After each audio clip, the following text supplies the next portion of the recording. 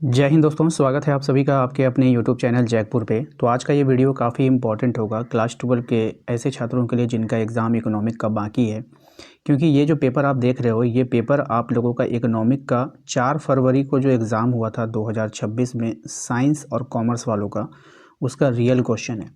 और इसका ऑब्जेक्टिव मैंने पहले ही करवा दिया है। अगर आपने नहीं देखा है तो प्लेलिस्ट पर जाकर देख लीजिएगा, ऑलरेडी मैंने करवा दिया है। आज हम कराएंगे आप लोगों का सब्जेक्टिव में भी कौन कौन से सवाल पूछे गए हैं वो आपको देखना ज़रूरी है। किस टाइप के क्वेश्चन पूछे जा रहे हैं, क्या पीवाईक्यू से क्वेश्चन आ रहा है या नहीं आ रहा है, इसका फैसला आप खुद कर लेना, ठीक है। क्योंकि मेरे पास अब उतना टाइम नहीं है कि मैं इतना विश्लेषण करता चलूँगा, तो फिर आप लोगों का फिर तैयारी कैसे करवाऊँगा, ठीक है। तो वीडियो में शुरू से लेकर अंत तक बने रहिए। आज का ये वीडियो काफ़ी इंपॉर्टेंट होने वाला है, काफ़ी खास होने वाला है। और आज के सॉल्यूशन भी मैं जो दूंगा आंसर की इसका, उसमें जो है आप लोगों को 2 पार्ट में मिलेगा। पहला एक समझने वाला पार्ट अलग होता है, दूसरा लिखने वाला पार्ट अलग होता है। क्योंकि आप लोगों को पता है मैं 2 तरीके से आप लोगों को आंसर दे रहा हूँ, ताकि आप लोग कम समय में समझ करके जा सको और अच्छा से अच्छा आंसर कर पाओ, ठीक है। तो चलिए शुरू करते हैं हम लोग।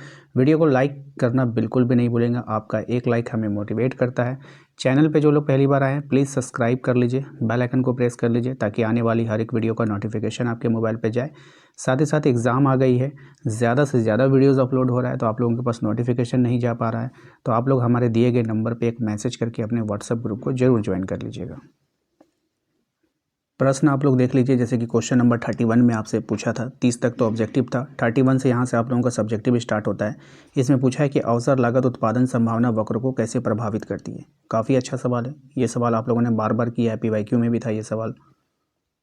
इसके बाद देखिए कितना आसान सवाल पूछा आपसे, सीमांत लागत को परिभाषित कीजिए। ये भी सवाल आपका पीवाईक्यू से आया हुआ है। तो आप लोग पूछ लेते हैं ना कि भैया पीवाईक्यू से क्वेश्चन आ रहा है कि नहीं, देख लो, आँख खोल खोल कर देख लो, ठीक है। ये सब का मैं आंसर भी दूंगा अभी आप लोग को, ऐसा नहीं कि आंसर नहीं दूंगा। उसके बाद ये वाला देखिए, सीमांत आगम औसत आगम को परिभाषित कीजिए। ये भी सवाल आपके बुक का सवाल है। उसके बाद आपसे पूछा गया समष्टि अर्थशास्त्र की दृष्टि से अर्थव्यवस्था के 4 क्षेत्रकों के नाम आपको लिखना था।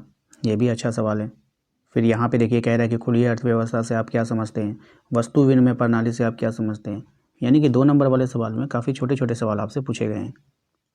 फिर आपको बोला है प्रत्यक्ष कर डायरेक्ट टैक्स को परिभाषित कीजिए। तो इस तरह से इतने सवालों को पहले हम लोग सेक्शन ए को हम लोग कंप्लीट करेंगे, फिर सेक्शन बी को कंप्लीट करेंगे। तो पहले चलिए सेक्शन ए के सारे आंसर को हम आपको दिखाते हैं।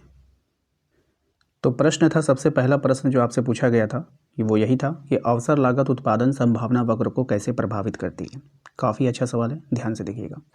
पहले हम लोग समझते हैं यहाँ पर, ठीक है। देखिए अवसर लागत का मतलब क्या होता है।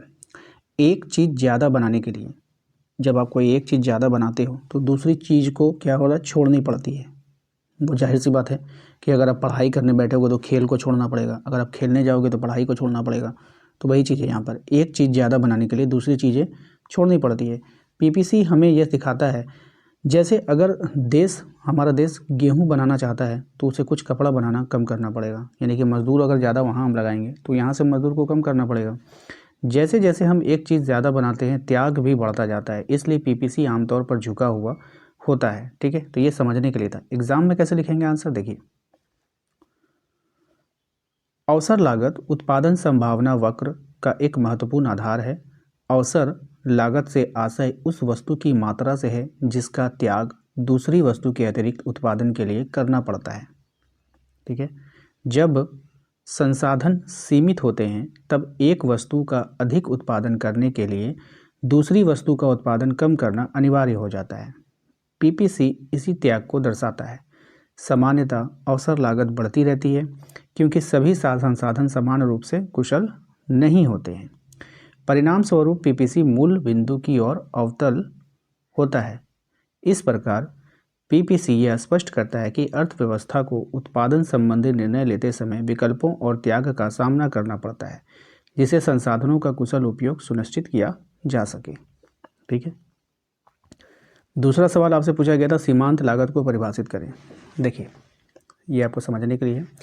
जब कोई कंपनी एक अतिरिक्त वस्तु बनाती है तो उसे जो अतिरिक्त खर्चा करना पड़ता है, जब कोई एक्स्ट्रा चीज़ बनाएगा तो उसको एक्स्ट्रा खर्चा भी करना पड़ेगा, वो सीमांत लागत है। जैसे 10 पेन बनाने में 100 रुपये लगे और 11 पेन बनाने में 110 रुपये लगे, तो एक अतिरिक्त पेन की लागत 10 रुपये हुई। यही सीमांत लागत है। आशा करते हैं आपको समझ में आ गया होगा, एग्जाम्पल के साथ आपको समझाया गया है। अब एग्जाम में कैसे लिखेंगे देखिए, सीमांत लागत से तात्पर्य कुल लागत में होने वाले उस अतिरिक्त परिवर्तन से है जो किसी वस्तु की एक अतिरिक्त इकाई का उत्पादन करने पर उत्पन्न होता है। दूसरे शब्दों में अतिरिक्त उत्पादन पर आने वाला अतिरिक्त व्यय ही सीमांत लागत कहलाता है। इसे गणितीय रूप से कुल लागत में परिवर्तन को उत्पादन की मात्रा में परिवर्तन से विभाजित करके ज्ञात किया जाता है। प्रारंभिक स्तर पर बेहतर संसाधन का उपयोग के कारण सीमांत लागत कम हो सकती है, लेकिन उत्पादन बढ़ने पर घटते प्रतिफल के नियम के कारण ये बढ़ने लगती है। उत्पादन के उचित स्तर का निर्धारण करने में सीमांत लागत का विशेष महत्व होता है, क्योंकि फर्म सामान्यतः वही उत्पादन करती है जहां सीमांत लागत और सीमांत आय बराबर हो। ठीक है, आइए नेक्स्ट क्वेश्चन आपसे पूछा, कीमत में 5% की कमी से मांग 8% बढ़ती है, मांग की लोच ज्ञात करें। इस तरह के सवाल अगर आपके एग्जाम में आए तो कैसे बनाना है देखिए, सबसे पहले आप लोग जो समझने के लिए फॉर्मूला को याद रखें कि मांग की लोच कैसे निकालते हैं। मांग में प्रतिशत परिवर्तन डिवाइड बाय कीमत में प्रतिशत परिवर्तन।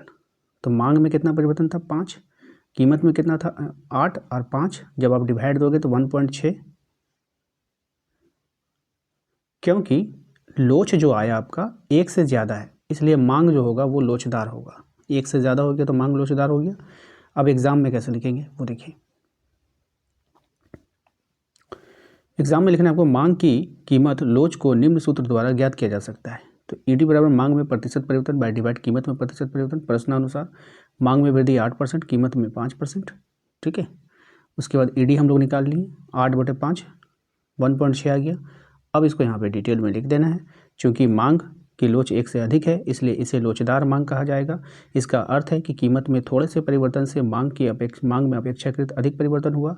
ऐसी स्थिति में उपभोक्ता कीमत के प्रति अधिक संवेदनशील होते हैं। यह जानकारी उत्पादकों के लिए उपयोगी होती है, क्योंकि वे कीमत घटाकर अपनी कुल आय बढ़ा सकते हैं। इस प्रकार दी गई स्थिति में वस्तु की मांग लोचदार है। ठीक है, क्वेश्चन नंबर आते हैं हम लोग 34 में। इसमें कहा है सीमांत आय और औसत आय को परिभाषित करें। कैसे, पहले समझेंगे हम लोग। देखिए औसत आय क्या होता है, AR कुल आय डिवाइड बेची गई वस्तुओं की संख्या। ठीक है, और सीमांत आय क्या होता है, एक अतिरिक्त वस्तु बेचने से मिलने वाली अतिरिक्त आय, जो कि मैंने पहले आपको समझाया। एग्जाम में कैसे लिखेंगे देखिए, औसत आय से आशय प्रति इकाई वस्तु की बिक्री से प्राप्त आय से है। इसे कुल आय को बेची गई इकाइयों की संख्या से विभाजित करके ज्ञात किया जाता है, इसलिए सामान्यतः औसत आय वस्तु की कीमत के बराबर होती है। दूसरी ओर सीमांत आय वह अतिरिक्त आय है जो एक अतिरिक्त इकाई बेचने से प्राप्त होती है। इसे कुल आय में परिवर्तन को बिक्री की मात्रा में परिवर्तन से विभाजित करके निकाला जाता है।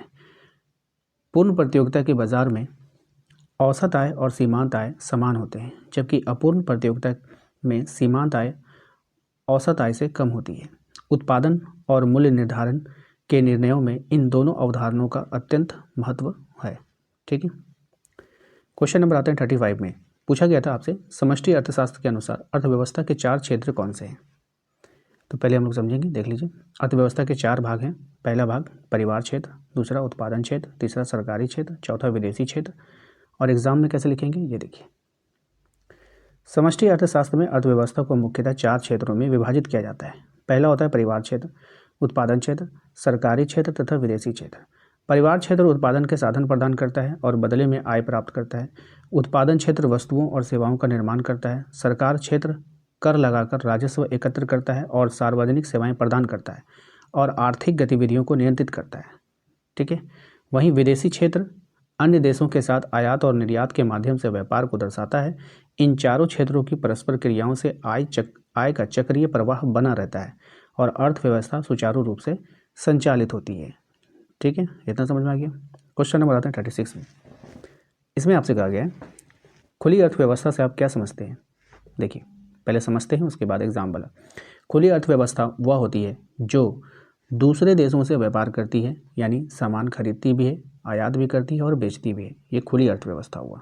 ठीक है, आइए एग्जाम में कैसे लिखेंगे वो देखिए। खुली अर्थव्यवस्था वह अर्थव्यवस्था है जो अन्य देशों के साथ वस्तुओं, सेवाओं और पूंजी का आदान प्रदान करती है। इसमें आयात और निर्यात दोनों शामिल होते हैं, जिससे अंतर्राष्ट्रीय व्यापार को बढ़ावा मिलता है। खुली अर्थव्यवस्था से उपभोक्ताओं को अधिक विकल्प मिलते हैं, उपभोक्ता मतलब ग्राहक, तथा उत्पादकों को बड़े बाजार उपलब्ध होते हैं, मतलब दुकानदार को। इसके अतिरिक्त विदेशी निवेश और नई तकनीकों का प्रवेश भी संभव होता है, जिससे आर्थिक विकास को गति मिलती है।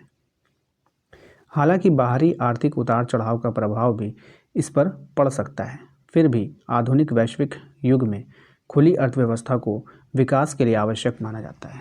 यानी जब आप खुली अर्थव्यवस्था में शामिल होंगे, एक देश से दूसरे देश से लेन देन होगा। जैसे अभी कुछ साल पहले चाइना का बहुत बड़ा रोल था हमारे देश में। जब मोबाइल बहुत महंगा था तो चाइना कंपनी का मोबाइल हमारे देश में बहुत चला, सस्ते में 2000 में, 3000 में, 4000 में सबके हाथों में मोबाइल आ गया था, है ना। तो ये सब चाइना का ही देन था। आइए क्वेश्चन नंबर आते हैं 37। इसमें कहा वस्तु विनिमय प्रणाली क्या है, पहले समझेंगे। देखिए, जब पैसा नहीं था, जब उस समय सिक्का नहीं था, नोट नहीं था, जब पैसा नहीं था, तब लोग सामान के बदले सामान लेते थे।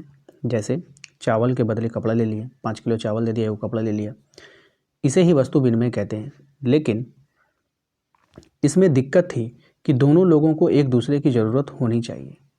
अब मान के चलो कि मेरे पास एक मोबाइल है, ठीक है, एक मोबाइल है, मेरे पास एक मोबाइल है, आपके पास 10 किलो, आपके पास 100 किलो गेहूँ है। आप बोलोगे भैया 100 किलो गेहूँ लेके मोबाइल दे दो ना। तो भाई मुझे गेहूं की ज़रूरत होगी तभी ना हम आपको मोबाइल देंगे। क्यों देंगे आपको मोबाइल?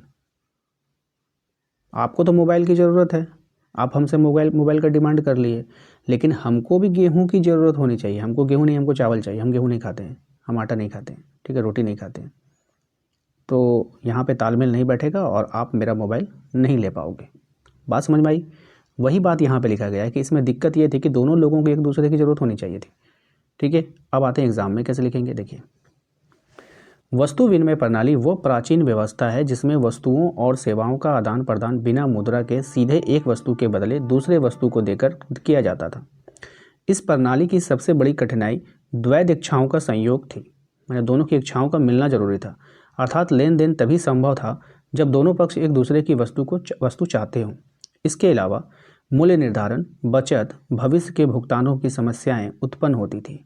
इन्हीं कठिनाइयों को दूर करने के लिए मुद्रा प्रणाली का विकास हुआ।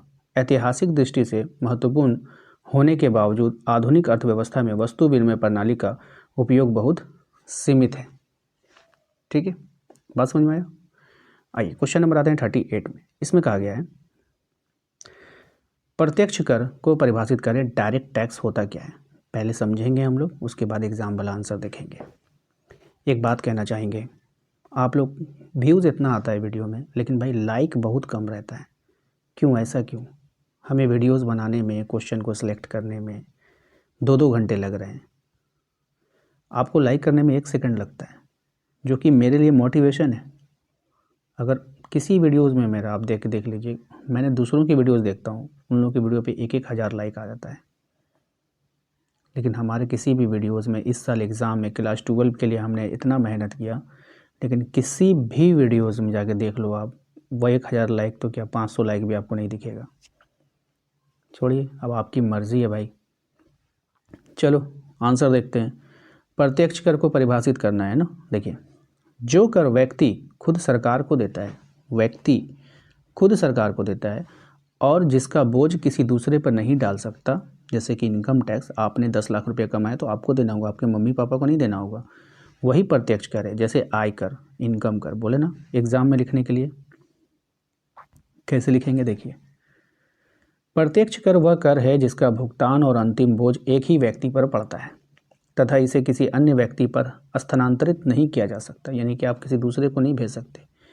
ये कर सीधे आय या संपत्ति पर लगाया जाता है, जैसे आय कर और संपत्ति कर। प्रत्यक्ष कर एक प्रमुख विशेषता ये है कि ये भुगतान क्षमता के सिद्धांत पर आधारित होता है, जिससे अधिक आय वाले व्यक्तियों पर अधिक कर लगाया जाता है।